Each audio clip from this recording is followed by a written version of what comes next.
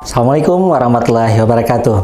Sahabat edukasi, tahukah kalian bahwa saat ini penyakit jantung koroner merupakan salah satu penyebab dari 3 besar penyebab kematian di dunia, termasuk juga di Asia, Indonesia juga, dan bahkan kita yang ada di Aceh saat ini. Nah, apa itu penyakit jantung koroner? Nah, mungkin sahabat edukasi juga sudah tidak asing ya terhadap yang namanya penyakit jantung koroner ini. Penyakit jantung koroner adalah adanya sumbatan di pembuluh darah jantung. Nah, yang kita tahu bahwa jantung itu adalah salah satu organ yang mengaliri seluruh darah untuk bisa bekerjanya otak, ginjal, hati, kulit, dan lain sebagainya. Nah, tentu untuk dia bisa bekerja, jantung ini juga harus mendapatkan nutrisi untuk dia bisa memaksimalkan kinerjanya. Nah, nutrisi itulah yang didapatkan dari pembuluh darah yang berada di jantung. Nah, pada kondisi penyakit jantung koroner, pembuluh darah yang memberikan nutrisi kepada jantung tersebut itu mengalami penyumbatan, sehingga aliran untuk bisa membuat jantung ini bisa bekerja dengan optimal terhambat. Nah, apa biasa yang menjadi keluhan dari para penderita jantung koroner? Nah, biasanya mungkin sahabat edukasi juga sudah sering mendengar ada orang mengeluhkan nyeri dada, terutama yang berada di area tengah dada ataupun sebelah kiri dada.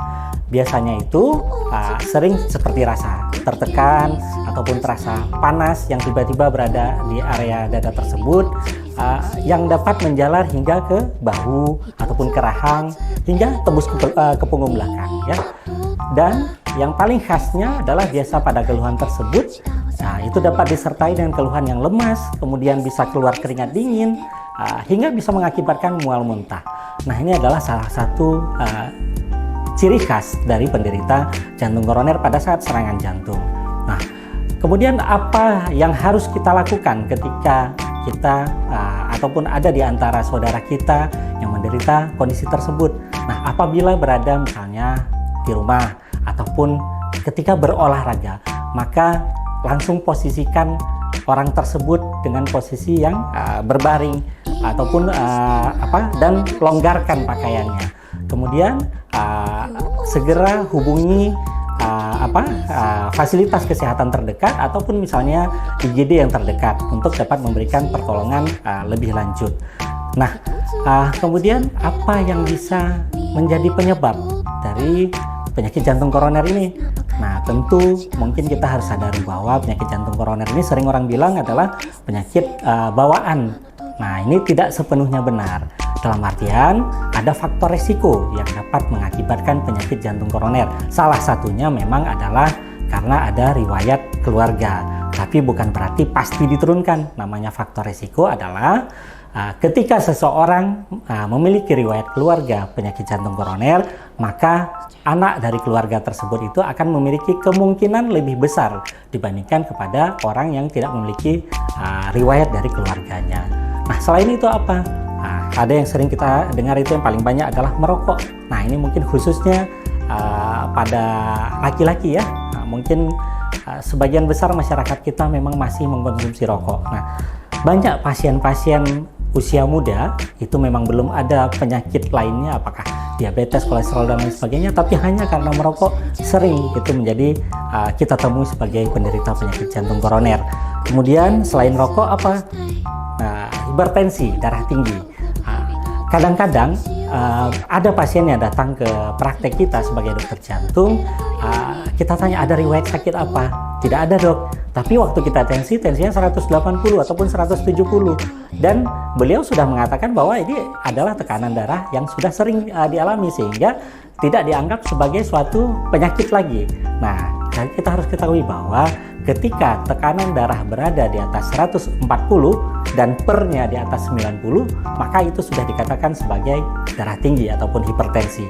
Dan ini menjadi salah satu penyebab, menjadi faktor resiko untuk kejadian penyakit jantung koroner. Kemudian lainnya apa? Yang paling sering juga adalah dislipidemia ataupun orang biasa menyebutkan kolesterol tinggi ya. Baik itu kolesterol total, ada LDL, ada trigliserida. Ini semua menjadi pantauan juga yang apabila tinggi, maka ini menjadi salah satu faktor risiko dari penyakit jantung koroner. Kemudian yang sering di masyarakat kita juga apa?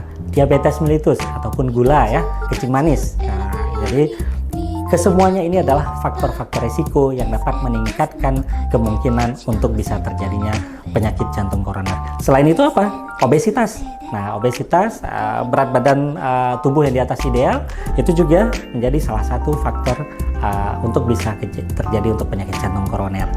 Nah, sekarang kita sudah tahu faktor risiko yang mungkin bisa kita perbaiki. Di luar itu ada faktor risiko tidak bisa kita perbaiki. Salah satunya apa? Misalnya kita tidak bisa memilih bahwa kita mau lahir di keluarga yang tidak memiliki faktor risiko ataupun tidak memiliki penyakit jantung. Nah, kita tidak bisa memilih. Kemudian jenis kelamin kita tidak bisa memilih. Nah, ini adalah dua hal yang memang faktor risiko yang memang tidak dapat kita modifikasi. Tapi yang tadi yang saya sebutkan tadi, apakah itu merokok, kolesterol, kencing manis, darah tinggi, obesitas, itu adalah bisa kita manage untuk bisa supaya katakanlah seseorang tersebut sudah memiliki penyakit hipertensi ataupun darah tinggi, bagaimana caranya supaya mengontrol darah tingginya tidak tinggi, kemudian kolesterolnya tidak tinggi, kencing manisnya juga terkontrol, gulanya tidak tinggi, begitu juga dengan obesitas dan lain sebagainya. Nah, sekarang bagaimana bagi sahabat edukasi yang mungkin memiliki keluarga atau bahkan memang sebagai penderita jantung koroner yang selama ini sudah diketahui dan sudah berobat. Nah, yang pertama yang harus dilakukan adalah kita harus kontrol rutin.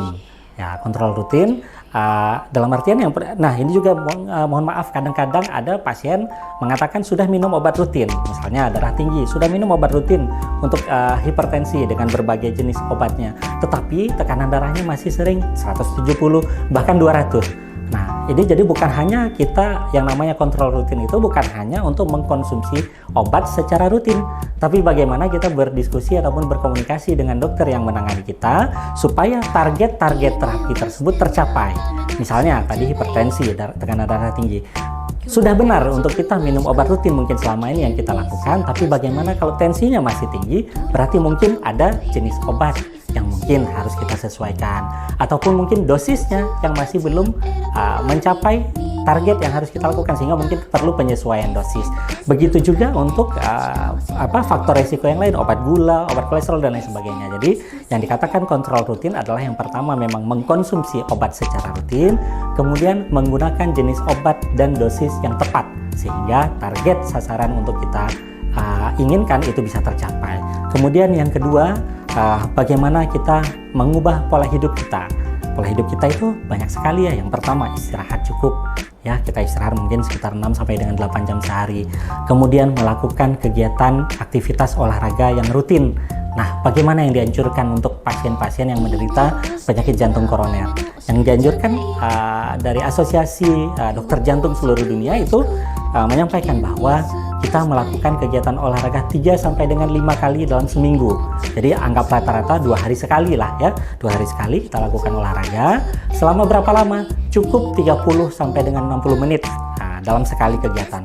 Jadi itu akan lebih bagus dibandingkan misalnya kita hari ini kita punya waktu untuk 4 jam melakukan olahraga, kemudian baru 1-2 bulan ke depan kita lakukan lagi. Nah, itu lebih tidak bagus dibandingkan kita hanya melakukan kegiatan olahraga yang 30 menit sehari tapi rutin kita lakukan 2 hari sekali.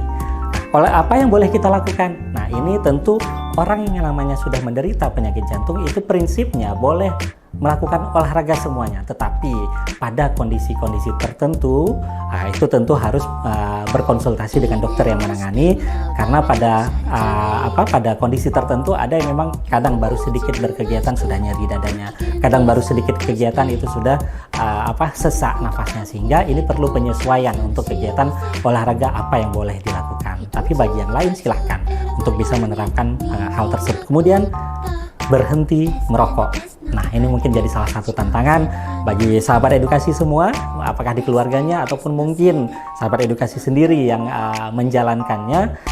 Kebanyakan pasien kita itu ketika serangan jantung sudah berhenti merokok. Kemudian mudah-mudahan dengan penanganan yang baik, dengan teratur berkontrol yang baik, dia mengalami kondisi yang lebih nyaman terhadap kondisi jantungnya untuk bisa beraktivitas. 3-4 bulan kemudian mulai kembali merokok. Nah, ini yang salah. Jadi ketika sudah berhenti merokok, maka berhentilah untuk seterusnya. Karena ketika sudah berhenti merokok 3 bulan kemudian dimulai sekali, itu akan lebih sulit untuk berhenti. Dan tentu itu akan meningkatkan kemungkinan untuk bisa terulangnya kejadian untuk serangan jantung yang kedua. Nah, mungkin ini yang harus kita jaga. Kemudian yang paling penting adalah juga support dari keluarga. Support dari keluarga, terutama bagi mungkin yang pasien-pasien dengan usia lanjut ya. Bagaimana supaya menjaga, kadang-kadang mereka lupa, orang tua kita lupa untuk minum obat, sehingga kita lebih baik untuk langsung memberikan pada saat jadwal minum obat, kita yang memberikan kepada beliau obat apa yang harus dikonsumsi. Karena ada beberapa pasien kita memang lupa nama obat, lupa berapa macam obat yang harus diminum. Nah, jadi itu penting dukungan keluarga untuk bisa membantu agar siapapun yang menderita sakit ini bisa hidup dengan lebih nyaman. Yang paling penting adalah bukan hanya ketika sudah terkena penyakit jantung, bukan berarti dunia selesai, tapi semuanya mudah-mudahan dengan melakukan kontrol yang baik, menjaga pola hidup yang baik, minum obat yang baik, insya Allah semua kita bisa menjalankan aktivitas dengan lebih baik. Demikian informasi yang dapat saya sampaikan. Semoga informasi tentang penyakit jantung koroner ini dapat bermanfaat bagi semuanya. Saya Dr. Aris Munandar, spesialis jantung dan pembuluh darah di Rumah Sakit Umum Dr. Zainal Abidin. Salam sehat, salam edukasi.